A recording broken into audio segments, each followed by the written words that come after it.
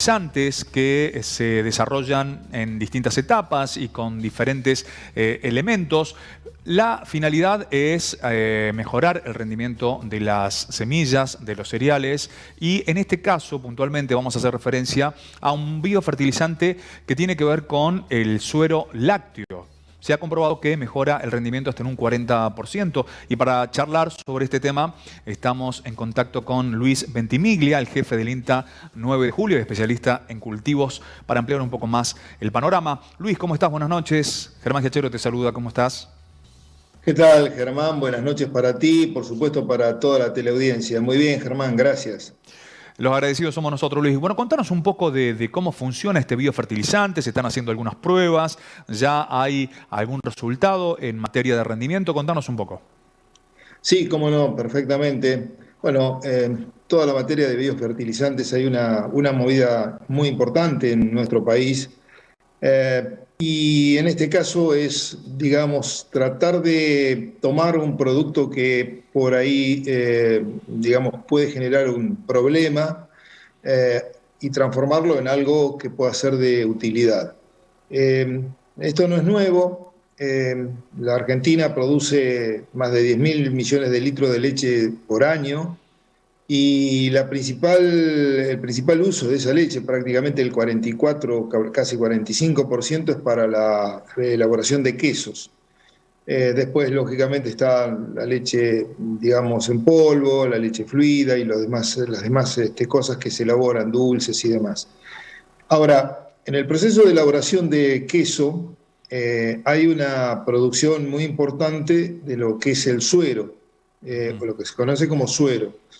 Ese suero es utilizado muchas veces para la alimentación porcina, también se utiliza para otras cosas, pero normalmente en las empresas grandes comienza a ser un problema. Y bueno, es muchas veces abandonado en los cursos de agua, en lagunas y demás.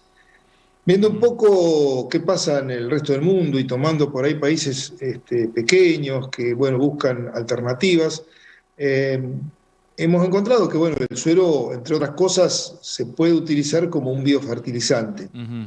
Y para eso es necesario hacerlo, trabajarlo un poco, pero es muy simple. Yo en realidad no trabajo en la parte de laboratorio, yo trabajo más en la parte de cultivos y aplicaciones, en todo lo que son cultivos extensivos.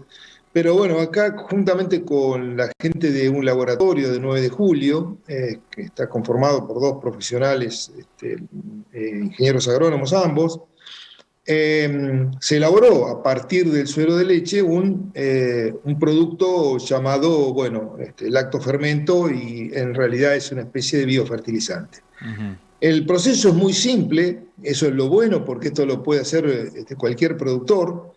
Se utiliza una fuente energética que es melaza, el suero, y se utiliza fundamentalmente tierra de lugares en lo posible vírgenes, en lo posible con montes, es decir, la parte superficial de la tierra. La misma tiene una cantidad enorme de microorganismos y dentro de ellos hay una cantidad muy importante de microorganismos que son muy útiles. Entonces, se elabora a partir de un proceso de fermentación anaeróbica que se hace en tambores de 200 litros, es decir, todos elementos que se pueden conseguir en un campo. Ujú. Y el gran secreto es que no entre aire, ¿no? El proceso es muy parecido a la fabricación de otros productos, ¿no?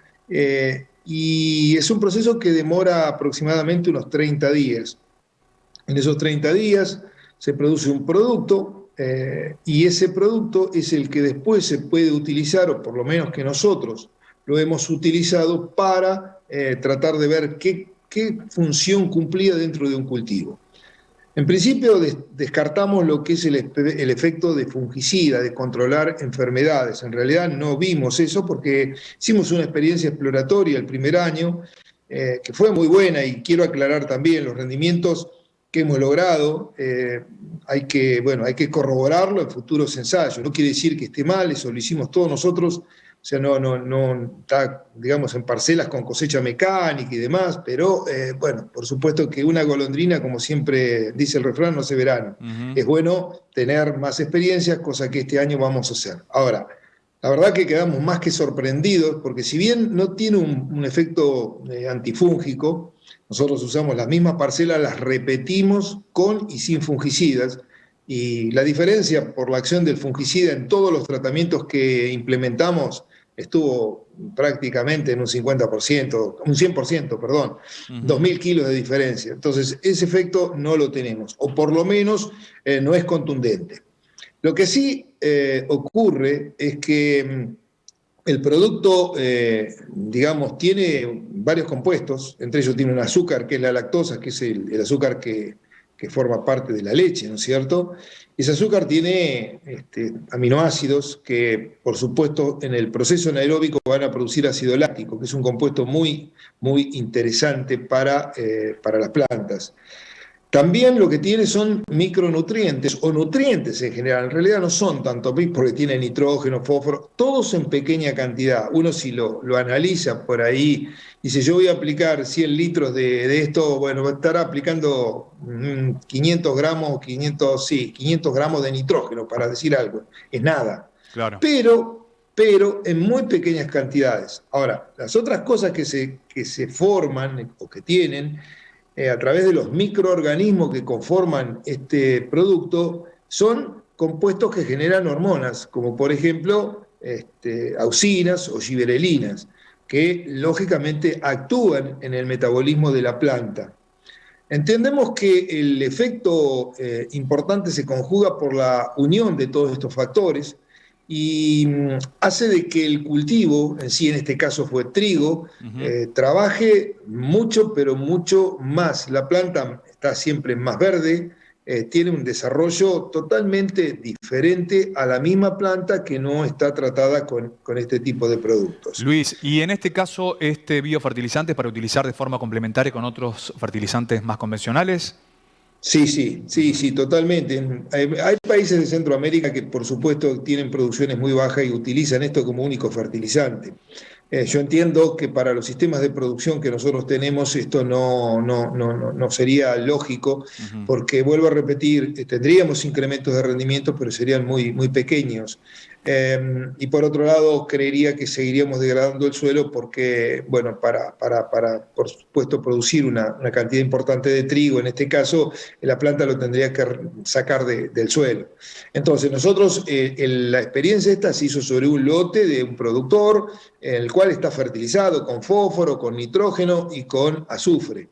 Y lo que nosotros evaluamos fue el efecto, bajo ese sistema de fertilización, de este lactofermento con distintas formas de aplicación y con distintas concentraciones.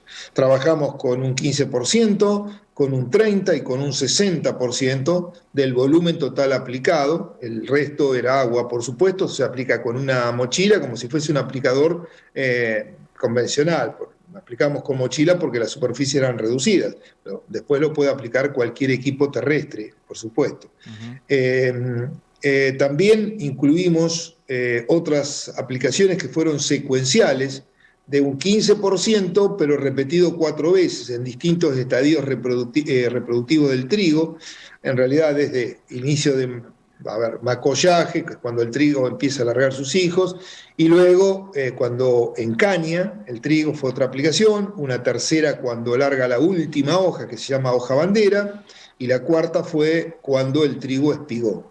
Y hubo otra más que llegamos hasta grano lechoso en las aplicaciones. ¿Qué encontramos? Que a medida que aumentamos la concentración, digamos, pasamos 15, 30, 60%, el rendimiento creció, es decir, que la concentración importa. Y lo otro que notamos es que cuando dividimos y entramos en varias oportunidades, el rendimiento se incrementa aún más. Y esto, lógicamente, que se debe porque le da pulsos a la planta constantemente. Sucede que en cultivos extensivos como el trigo y en nuestro país, que no estamos acostumbrados a cómo trabajan otros países, por ejemplo, Francia, en el mismo cultivo, ellos dejan calles, entran siempre con un mismo equipo de un mismo ancho de labor, y dejan calles desde el inicio del cultivo mismo, con lo cual son pequeñas calles, ¿no es cierto? Calles, me refiero a que falte un surco, es el ancho de un equipo. Entonces ahí pasan a lo mejor 5, 6, 7 veces con distintos tipos de productos. Entonces, el rendimiento en sí por ese surco que está faltando, o dos surcos que están faltando, cada determinada cantidad de metros, no causa disminución del rendimiento porque es compensado. Es decir, hay un crecimiento compensatorio de los surcos laterales, siempre y cuando esto ocurra temprano. Luis, Entonces, te agradecemos el contacto, la verdad que ha sido muy claro, por ahí estamos entrando más en especificidades que, por supuesto, al productor rural en este caso le viene muy bien, pero nosotros en general estamos destinados a un público por ahí más amplio, por ahí sin tanto conocimiento técnico. El agradecimiento desde Canal 20 Noticias por esta charla.